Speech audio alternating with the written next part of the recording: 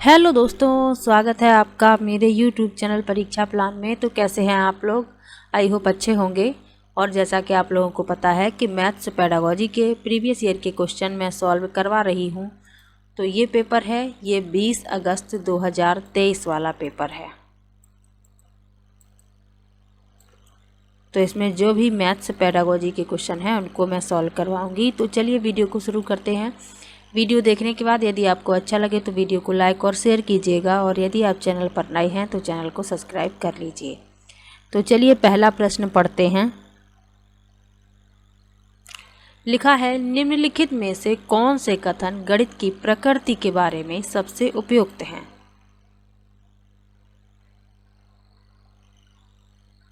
पहला दिया गया है, यह बच्चे को सृजनात्मक बनने में सहायता करता है। दूसरा है, यह बच्चे की कल्पना को पोषित करने में सहायता करता है। तीसरा है, यह निगमनात्मक तर्क पर आधारित है। और चौथा है, यह हमेशा अभिसारी होता है। तो इसमें जो सही हैं वह बताना है। तो चलिए देख लेते हैं कौन से विकल्प, कौन से कथन इसमें सही दिए गए हैं।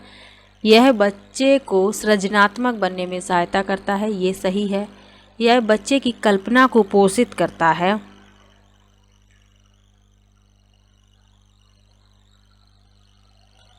तो गणित जो है बच्चे की काल्पनिक सोच के बजाय तार्किक तर्क और निगमन व्यवस्था पर अधिक आधारित है, तो ये गलत है। यह निगमनात्मक विवेचन पर आधारित है, अभी बताया था, बिल्कुल सही है। और यह हमेशा अभिसारी होता है, ये गलत है, क्योंकि यह सदैव ही अभिसारी नहीं होता है, इसमें अपसारी भी शामिल है, इसीलिए डी भी गलत है। ए और सी इसमें सही है। तीसरा विकल्प इस प्रश्न का उत्तर है। अगला प्रश्न है, बच्चों में गणितीय अभिरुचि को विकसित करने के लिए एक अध्यापिका निम्नलिखित गतिविधियां अपनी कक्षा में करवाती है। इनमें से वह चुनिए जो उसके उद्देश्य को पूरा करने में प्रभावी नहीं है। वह हमेशा उस विद्यार्थी की प्रशंसा करती है जो कक्षा में सत्रांत परीक्षा में सबसे अधिक अंक प्राप्त करता है या करती है। दूसरा है, वह बच्चों को भारतीय गणितज्ञों और उनके योगदान के वीडियो दिखाती है। तीसरा है, वह कक्षा में गणितीय पहेलियां और जादुई वर्ग हल करने के लिए देती है। और चौथा है, उन्होंने अपनी कक्षा में एक गणितीय कोना बनाया है जहां पर विद्यार्थी विभिन्न गणितीय गतिविधियां कर सकते हैं। तो इसमें जो उसके उद्देश्य को पूरा नहीं करता है वह बताना है। पहला विकल्प इस प्रश्न का उत्तर होगा, वह हमेशा उस विद्यार्थी की प्रशंसा करती है जो कक्षा में सत्रांत परीक्षा में सबसे अधिक अंक प्राप्त करता है। ये गलत है, ऐसा करना। सभी बच्चों को समान रूप से देखना है, किसी एक बच्चे की प्रशंसा नहीं करनी है, इसीलिए यह उसके उद्देश्य को पूरा करने में प्रभावी नहीं होगा। पहला विकल्प इस प्रश्न का उत्तर है। अगला प्रश्न है, निम्नलिखित कथनों में से कौन सा सही नहीं है, यानी जो गलत है वह बताना है। Which of the following statement is not correct. पहला है, विद्यार्थियों की त्रुटियां उनके सोचने की प्रक्रिया के बारे में जानकारी देती हैं। दूसरा है, गणित में त्रुटियां अधिगम का हिस्सा होती हैं। तीसरा है, गणित में त्रुटियां शिक्षकों को उनके पाठ की योजना बनाने में मदद करती हैं। और चौथा है, विद्यार्थियों की त्रुटियों को अनदेखा कर देना चाहिए क्योंकि त्रुटियों की ओर इशारा उनको प्रेरणाहीन करेगा।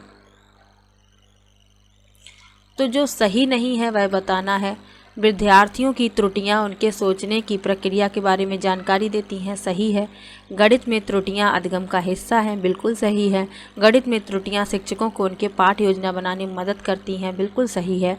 लेकिन जो सही नहीं है वह है चौथा विकल्प कि विद्यार्थियों की त्रुटियों को अनदेखा कर देना चाहिए क्योंकि त्रुटियों की ओर इशारा उनको प्रेरणाहीन करेगा। तो त्रुटियां ही बच्चों को सीखने में मदद करती हैं, ये अधिगम का हिस्सा होती हैं, शिक्षकों की पाठ योजना बनाने में सहायक होती हैं, तो उन्हें अनदेखा नहीं करना है। चौथा विकल्प इस प्रश्न का उत्तर है। अगला प्रश्न है, आकलन के बारे में निम्नलिखित में से कौन सा कथन सही नहीं है, यानी जो गलत है वह बताना है। लिखा है, मानक संदर्भित आकलन नैदानिक परीक्षण और उपचारात्मक शिक्षण में उपयोगी है। मानदंड संदर्भित आकलन विद्यार्थियों की अधिगम में निपुणता का मूल्यांकन करना है। तीसरा है मानदंड संदर्भित आकलन नैदानिक परीक्षण और उपचारात्मक शिक्षण में उपयोगी है। और चौथा है मान संदर्भित आकलन हमें बताता है कि एक विद्यार्थी अपने प्रदर्शन में अन्य विद्यार्थियों की तुलना में कहाँ खड़ा या खड़ी है। सबसे पहले तो ये जानना आवश्यक है कि आकलन क्या है। तो आकलन एक छात्र के सीखने की प्रगति, अवधारणाओं की समझ, कौशल और समग्र प्रदर्शन का मूल्यांकन और मापने की प्रक्रिया है। इस प्रश्न में जो सही नहीं है वह बताना है। तीसरा विकल्प इसमें गलत लिखा हुआ है कि मानदंड संदर्भित आकलन नैदानिक परीक्षण और उपचारात्मक शिक्षण में उपयोगी है। ये गलत है और ये गलत ही बताना है। तीसरा विकल्प इस प्रश्न का उत्तर है, क्योंकि आकलन का उपयोग आमतौर पर नैदानिक परीक्षण और उपचारात्मक शिक्षण के लिए नहीं किया जाता, जिसमें अधिगम के अंतराल की पहचान करना और उन्हें संबोधित करना शामिल है। तीसरा विकल्प इस प्रश्न का उत्तर है। अगला प्रश्न है गणितीय अधिगम सामग्री। पहला विकल्प है सूत्र के प्रदर्शन में शिक्षकों की मदद करती है, स्वतः अधिगम में विद्यार्थियों की मदद करती है, निर्देश देने में शिक्षकों की मदद करती है और कक्षा में अधिगम वातावरण का निर्माण करने में मदद करती है। तो गणितीय अधिगम सामग्री स्वतः अधिगम में विद्यार्थियों की मदद करती है, कक्षा में अधिगम वातावरण का निर्माण करने में मदद करती है। बी और डी तीसरा विकल्प इस प्रश्न का उत्तर है। गणितीय अधिगम सामग्री का सूत्र के प्रदर्शन में कोई भी उपयोग नहीं है और निर्देश देने में भी नहीं, इसीलिए ए और सी गलत हैं। अगला प्रश्न है राष्ट्रीय शिक्षा नीति 2020 के अनुसार देश भर में विभिन्न विषयों में ओलंपियाड और प्रतियोगिताएं होंगी। फिल करना है। पहला विकल्प है सरल, दूसरा विकल्प है मजबूत, तीसरा विकल्प है हतोत्साहित और चौथा है कम। तो राष्ट्रीय शिक्षा नीति NEP 2020 के अनुसार देश भर में विभिन्न विषयों में ओलंपियाड और प्रतियोगिताएं मजबूत होंगी। दूसरा विकल्प इसमें सही है, यहाँ पर मजबूत भरा जाएगा।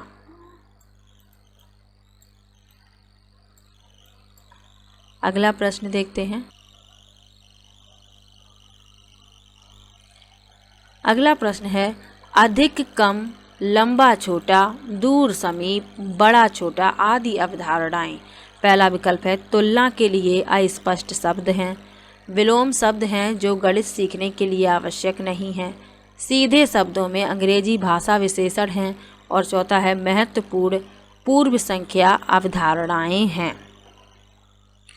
तो अधिक कम, लंबा छोटा, दूर समीप, बड़ा छोटा आदि अवधारणाएं जो हैं महत्वपूर्ण पूर्व संख्या यानी प्री नंबर अवधारणाएं हैं। चौथा विकल्प इस प्रश्न में सही है।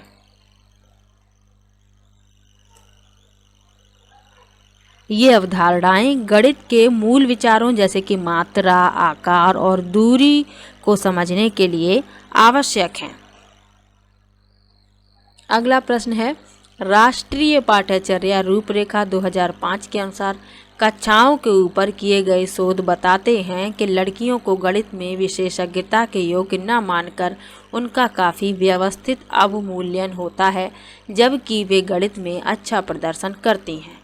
इसका सबसे उपयुक्त कारण है। पहला विकल्प है गणित में लड़कियों का खराब प्रदर्शन उनके गणित के प्रति प्रचलित भय के कारण होता है। दूसरा है गणित अपनी प्रकृति द्वारा ही पुरुष विधान विषय है। तीसरा है समाज की लिंग संबंधी धारणाएं इस मान्यता की ओर ले जाती हैं कि लड़के समस्या समाधान की ज़्यादा नवीन कार्यविधियां उपयोग करते हैं और इसलिए उन्हें बेहतर अवधारणात्मक समझ होती है। और चौथा है लड़कों में गणितीय क्षमताएं जन्मजात होती हैं। तो इस प्रश्न के लिए राष्ट्रीय पाठ्यचर्या यानी NCEP 2005 के अनुसार कक्षाओं के ऊपर किए गए शोध बताते हैं कि लड़कियों को गणित में विशेषज्ञता के योग्य न मानकर उनका काफ़ी व्यवस्थित अवमूल्यन होता है, जबकि वे गणित में अच्छा प्रदर्शन कर सकती हैं। इसका कारण है कि समाज की लिंग संबंधी धारणाएं इस मान्यता की ओर ले जाती हैं कि लड़के समस्या समाधान की ज़्यादा नवीन कार्यविधियां उपयोग करते हैं और इसलिए उन्हें बेहतर अवधारणात्मक समझ होती है। ये सिर्फ समाज की धारणाएं हैं, जबकि ऐसा नहीं होता। लड़कियां भी गणित में अच्छा प्रदर्शन करती हैं। अगला प्रश्न है, कक्षाई शोध यह दर्शाते हैं कि अधिकांश विद्यार्थी गणित को उसी कक्षा में जो अन्य विषय वे पढ़ते हैं उनसे अधिक कठिन समझते हैं। गणित की प्रकृति का निम्नलिखित में से कौन सा पहलू इस भय को बढ़ाता है? पहला है गणित का विस्तृत ज्ञान भंडार, दूसरा है गणित में दिए गए प्रश्न के अनेक उत्तर होने की व्यापकता, तीसरा है गणित में किसी समस्या का समाधान करने के लिए अलग अलग प्रणालियों की व्यापकता, और चौथा है गणित में प्राथमिक अवधारणाओं की अमूर्त प्रकृति।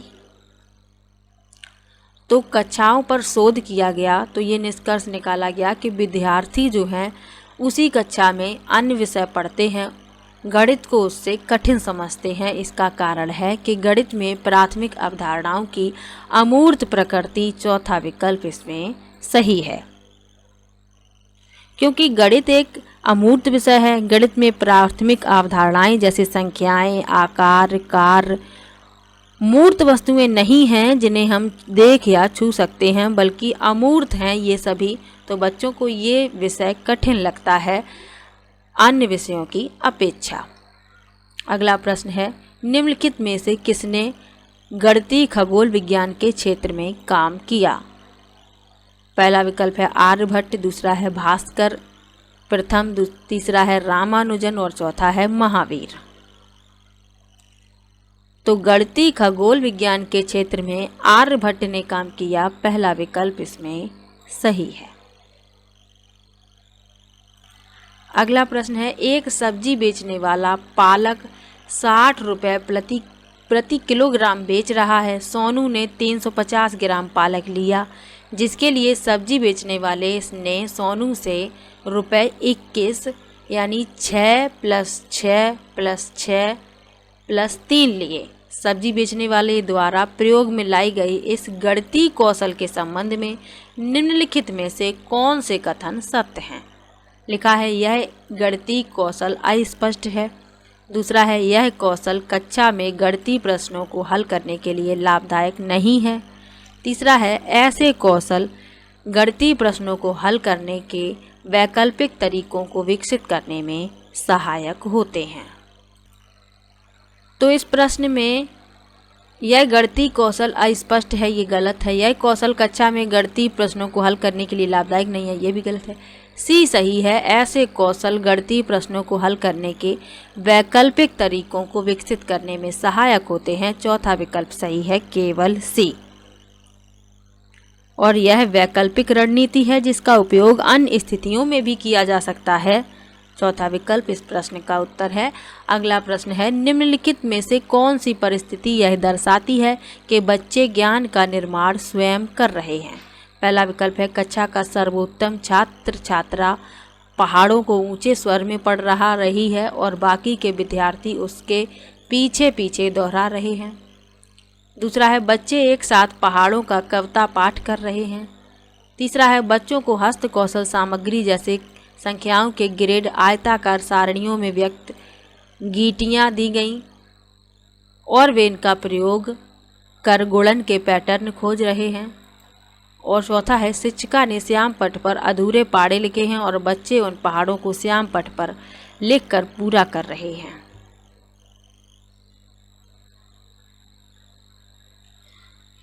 तो इसमें बताना है कि कौन सी परिस्थिति यह दर्शाती है कि बच्चे ज्ञान का निर्माण स्वयं कर रहे हैं। तो तीसरा विकल्प इसमें सही है, बच्चों को हस्त कौशल सामग्री जैसे संख्याओं के ग्रेड आयताकार सारणियों में व्यवस्थित गीटियाँ दी गईं और वे इनका प्रयोग कर गुणन के पैटर्न खोज रहे हैं। तीसरा विकल्प इसमें सही है। यही वह परिस्थिति है जिसमें बच्चे ज्ञान का निर्माण स्वयं कर रहे हैं। अगला प्रश्न है, निम्नलिखित में से कौन सा प्राथमिक विद्यालय के शिक्षार्थी को भिन्न 2/3 और 4/6 के बीच तुल्यता की कल्पना करने में मदद करने का सबसे उपयुक्त तरीका है। पहला विकल्प है विभाजन विधि का उपयोग, दूसरा है लघुत्तम समापवर्त विधि का उपयोग, तीसरा है भिन्न डिस्क का उपयोग और चौथा है कैलकुलेटरों का उपयोग। प्राथमिक विद्यालय की बात हो रही है, तीसरा विकल्प सही होगा, भिन्न डिस्क का उपयोग। अगला प्रश्न है एक शिक्षिका गणित कक्षा में रोल प्ले यानी भूमिका निर्वाह विधि का उपयोग करती है, उसका उद्देश्य है। पहला विकल्प है बच्चों को व्यस्त रखना, दूसरा है विचारों का बहिर्वेशन, तीसरा है बच्चों का मनोरंजन और चौथा है अनुशासन बनाए रखना। तो शिक्षिका गणित कक्षा में रोल प्ले विधि का उपयोग कर रही है, तो उसका उद्देश्य है विचारों का बहिर्वेशन, दूसरा विकल्प इसमें सही है।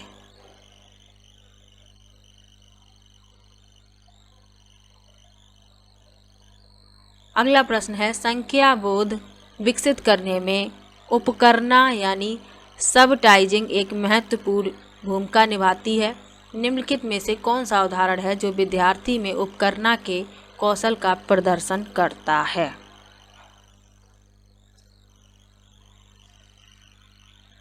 पहला है विद्यार्थी संख्या 6 की पहचान 5 में 1 जोड़ने के रूप में करता है। विद्यार्थी एक पासा उछालता है और बिना बिंदुओं को गिने यह बताने में सक्षम है कि यह 4 हैं। विद्यार्थी संख्या 4 की पहचान 5 में से 1 निकालने के रूप में करता है और विद्यार्थी संख्या 5 की पहचान के परवर्ती के रूप में करता है। विद्यार्थी संख्या 5 की पहचान 4 के परवर्ती के रूप में करता है। तो सबटाइजिंग यानी उपकरणा एक छोटे समूह में वस्तुओं की संख्या को बिना गिनती के तुरंत पहचानने की क्षमता होती है। इस प्रश्न में दूसरा विकल्प सही होगा, विद्यार्थी एक पासा उछालता है और बिना बिंदुओं को गिने यह बताने में सक्षम है कि यह है। तो ये जो पेपर था ये 20 अगस्त 2023 वाला पेपर था। इसमें मैथ्स पेडागोजी के जो भी क्वेश्चन थे उनको मैंने सॉल्व करवा दिया है। किसी भी प्रश्न में आपको डाउट हो तो कमेंट बॉक्स में ज़रूर लिखिएगा। मिलते हैं नेक्स्ट वीडियो में।